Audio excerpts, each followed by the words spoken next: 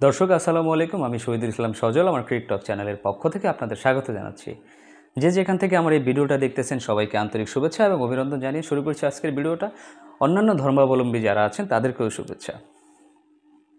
কথা বলতে চাই টিম চান্দুকা হাথুরু সিংহেকে নিয়ে। টিমই বলা লাগে তাকে, মানে সে কোচ চান্দুকা হাথুরু সিংহে না, সে টিম চান্দুকা হাথুরু সিংহে, কারণ তার কথাতেই সব কিছু হয় বাংলাদেশ টিমে। তার কথাতে প্লেয়ার ড্রপ হয়, তার কথাতে একাদশ হয়, তার কথাতে প্লেয়াররা ফ্যাসিলিটিস পায়, তার কথাতেই ব্যাটিং ডাউন চেঞ্জ হয়, বোলারদেরকে বাইরে রাখা হয়, তার কথাতেই সব কিছু হচ্ছে দর্শক এখনও পর্যন্ত বাংলাদেশের একাদশে। গতকালকের একটা নিউজে দেখলাম ইভেন সে তার কোচিং সাপোর্টিং স্টাফ বাড়ানোর জন্য শ্রীলঙ্কা থেকে সামারাবীরাকে দাবি করেছেন।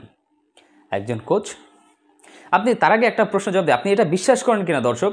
সব জায়গায় কোরাম থাকে, রাজনীতিতে কোরাম হয়, রাজনীতিতে কোরাম থাকে, রাজনীতিতে অমুক ভাইয়ের দল, অমুক ভাইয়ের দল, অমুক ভাইয়ের কোরাম, অমুক নেতার কোরাম, সবারই একটা কিছু থাকে। ন্যাশনাল টিমও তেমন। বাংলাদেশের জাতীয় কোচ চান্দিকা হাথুরু সিংহের ওনারও একটা কোরাম আছেন। সেই কোরামটা কিছু সংখ্যক প্লেয়ারদেরকে নিয়ে হয়েছে, তার কোচিং প্ল্যানের কিছু সদস্যদের নিয়ে হয়েছে, বিসিবির কিছু স্টাফদেরকে নিয়ে হয়েছে। As far as I know, as I believe, নয়তো বাংলাদেশের ক্রিকেটটা এতটা অসুন্দর হওয়ার কথা ছিল না। বাংলাদেশ 115 রান চেস করতে গিয়ে হেরে যাবে আফগানিস্তানের এগেনস্টে, এরকম টিম বাংলাদেশ কখনোই ছিল না। বাংলাদেশকে বানানো হয়েছে, বাংলাদেশের ক্রিকেটটাকে ধ্বংস করার জন্য একটা ষড়যন্ত্র চলতেছে। সেটা কোত্থেকে হয় আমি জানি না। বাংলাদেশে কি কোনো কিছুর অভাব আছে? বাংলাদেশের 900 কোটির বিসিবি, 900 কোটি টাকা কোথায় আছে? জনগণ যদি আপনাদেরকে প্রশ্ন করে, আপনারা সেই 900 কোটি টাকা কোথায় রাখছেন, কোন অ্যাকাউন্টে রাখছেন, সেই 900 কোটি টাকা কি আপনারা দেখাতে পারবেন? আমার কাছে মনে হয় না। আমার কাছে মনে হয় 9 কোটি টাকাও বাংলাদেশ ক্রিকেট বোর্ডের অ্যাকাউন্টে নাই। বাংলাদেশ কি চাইলে পারে না বিদেশ থেকে, বাহির থেকে, অস্ট্রেলিয়া, ইংল্যান্ড, নিউজিল্যান্ডের মতো টিম থেকে আপনার হাই প্রোফাইল কোচদেরকে নিয়ে আসতে? ন্যাচারালি যারা stroke maker player, Brendon McCullum, Matthew Hayden, Adam Gilchrist, ইংল্যান্ডের সাবেক আরও কিছু প্লেয়ার আছেন, তাদের নাম বলতেছি আমি, তারা হচ্ছেন আপনার, যাই হোক আছে, অনেকেই আছেন, সঠিক সবসময় মনে আসে না। তো চাইলে কি তাদের কাউকে কোচ করে আনা যায় না? চাইলেই তাদেরকে কোচ করে আনা যায়, কিন্তু সেটা সদিচ্ছা থাকতে হবে। ভাই, টাকায় কি না পাওয়া যায়, টাকায় কি না পাওয়া যায়? যে 1 কোটিতে না আসবে 2 কোটিতে আসবে, 2 কোটিতে না আসলে 4 কোটিতে আসবে, 4 কোটিতে না আসলে 8 কোটিতে আসবে, বাট আসবে।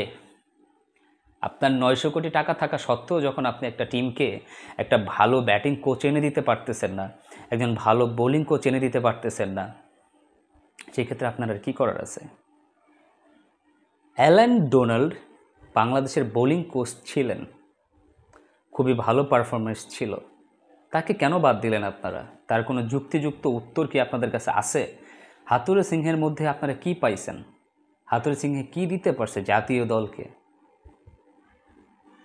দিতে পারছে, কিছু জিনিস দিতে পারছে, স্বীকার করে নিলাম, কিন্তু সবার স্কিলটা তো ভাই সবসময় একরকম থাকবে না। সেই স্কিলটাকে উপরের দিকে নিয়ে যেতে হবে। উপরের দিকে নিয়ে যেতে হলে হাই প্রোফাইল কোচ আনার এখনই উপযুক্ত সময়। চান্দিকা হাথুরু সিংহের কে বাদ দেন, বাদ দিয়ে টিম বাংলাদেশের ভবিষ্যতের জন্য কিছু একটা করেন, ভালো কোচ আনেন, ভালো ওয়েল পারফর্ম কোচ আনেন, এমন কাউকে দিয়ে জাতীয় দলটা ভাই জাতীয় দলের মতো পরিচালনা করেন প্লিজ। আপনাদের হয়তো বা বেতন পাইলেই চলে, আপনাদের হয়তো বা মাস শেষে টাকাগুলো গুনলেই চলে, বাট দেশের সাধারণ মানুষ যাদের টাকা এইগুলা চলে, যারা ভ্যাট দিচ্ছে, কর দিচ্ছে সরকারকে, নিয়মিত পরিশ্রম করতেছে, মানুষগুলো স্বপ্ন দেখে দেশটাকে নিয়ে। মানুষের স্বপ্নগুলোকে প্লিজ কাইন্ডলি ভেঙে দিন না। চান্দিকা হাথুরু সিংহেকে বাদ দেন, ভালো কোনো কোচ নিয়ে আসেন, দেশের সাধারণ জনগণের কথা চিন্তা করেন, বাংলাদেশ ভবিষ্যতেও ভালো করবে। রাজনীতি মুক্ত রাখুন ক্রিকেট আঙ্গন, এই প্রত্যাশাই করি। সবাই ভালো থাকবেন, সুস্থ থাকবেন। আসসালামু আলাইকুম।